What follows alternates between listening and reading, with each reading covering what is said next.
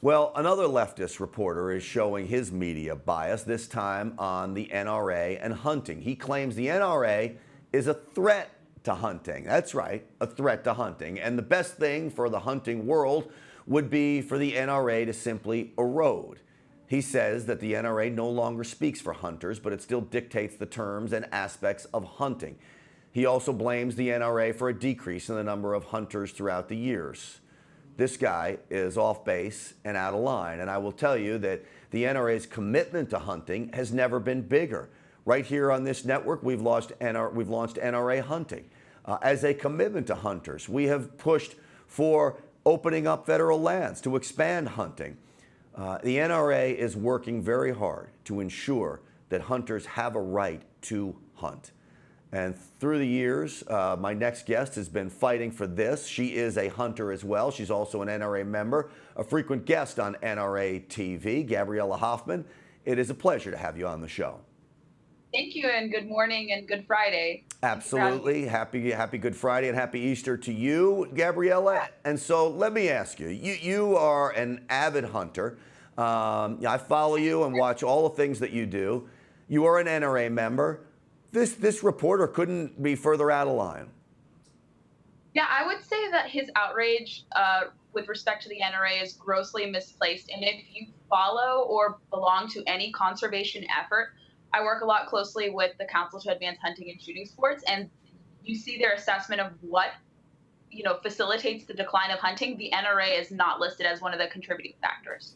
And it's pretty alarming, and it really hurts the efforts to promote conservation when you want multiple stakeholders, those who probably incline themselves more to the NRA and those who may not necessarily incline themselves to the NRA. And I've learned how to work with both, and you need both stakeholders. You need the people who belong to the NRA and perhaps those who may not be, but do partake in hunting. And this hurts efforts to bring people to the table to help fix this problem. Well, I will say this, if you just want to look at the biggest thing that the NRA could have done for hunters recently, and that is the election of Donald Trump.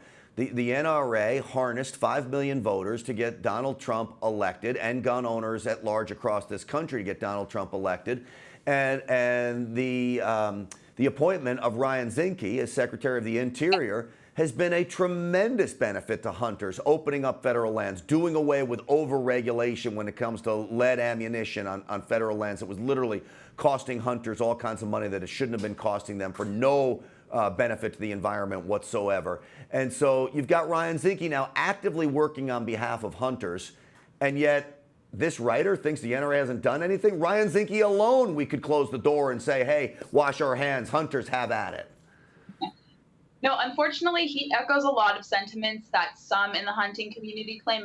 And granted, there are some left-leaning hunters, but I would say they adopt a lot of the talking points from the environmentalist swing.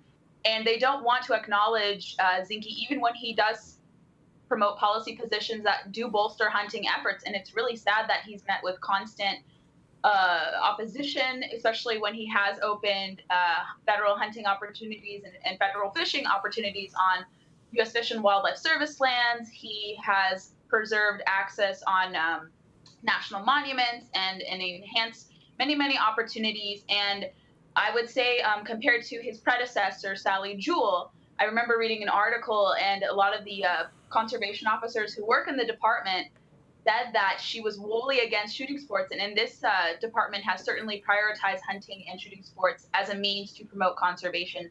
They've appropriated a lot of money. Now I believe it's up to $20 billion in conservation that is accumulated in total, 1.1 alone this year. And it's pretty encouraging for hunters. But again, there are some who claim to hold the mantle of hunting, and they don't like that someone is not politically in line with them, so they dismiss their efforts to promote conservation. It's sad because we all have to work together. This should be an issue where all of us can get along and agree, but some who claim to support the mantle of hunting don't want to work with us because we simply support the Second Amendment and don't buy into the gun control policies that a lot of people are trying to force down our throats. You know, Gabriella, I want every hunter out there to know that I'm sincere when I say this, and I know leadership of the NRA is sincere about fighting for the rights of hunters across this country. And if there was any perception that the NRA had somehow left hunters behind, That perception probably came from an all-out assault on the Second Amendment, and the NRA got focused on literally fighting back in legislative bodies against the overzealous gun controllers out there that wanted to take away your rights. And so, but I know for a fact that the focus now is on hunting just as strong as it has ever been inside the NRA. Clearly, we focus it on here at NRATV. And I think a lot of the dissent from hunters that don't like the NRA come from the Northeast and bird hunters. Now, I'm from the Northeast, and I know a lot of bird hunters up there. And I'm going to tell you right now, many of them are elitists who voted for Hillary Clinton. And it can be very expensive to go duck hunting in Connecticut and upstate New York. And these are the folks that maybe are pushing back against the NRA because they wanted Hillary Clinton to win. Beyond that, I think you go back into Iowa and you go into some of the western states, I think the hunters are right there standing in line with us. Yeah, I would say, I mean, even if someone is not an NRA member, I mean, if you go through your state wildlife agency, as I did about a year ago or so when I first started to learn the process of how to get my hunting license and whatnot, and I've done fishing and shooting sports well before that, but hunting was my latest foray, and I've always been supportive of it, but I fully acted on it.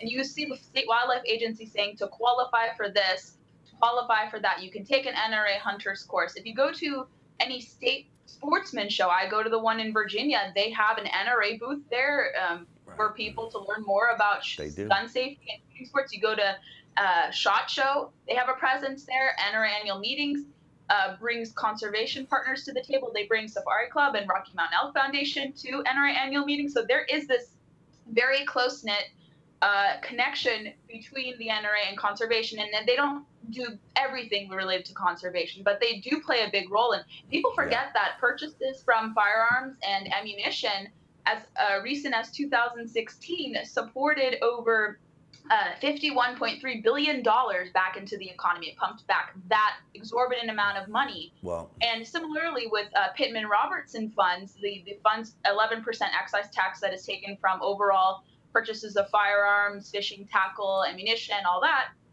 goes directly back to the state wildlife agencies, which then in turn can support wildlife and habitat restoration efforts. And if you, and again, you don't have to be an NRA member to support hunting, and sometimes they're not in line with one another, but I think people, it would be foolish to say that not supporting Second Amendment rights means you're a great hunter, because if you, let's say they go... You're 100% correct, Gabriella, on all of this, and the money going back there is tremendous.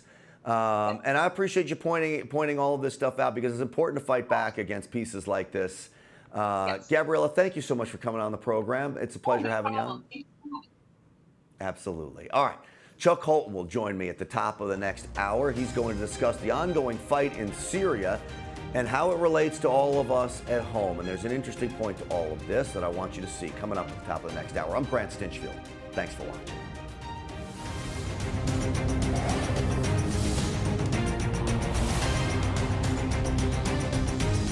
You're watching NRA TV with Grant Stinchfield.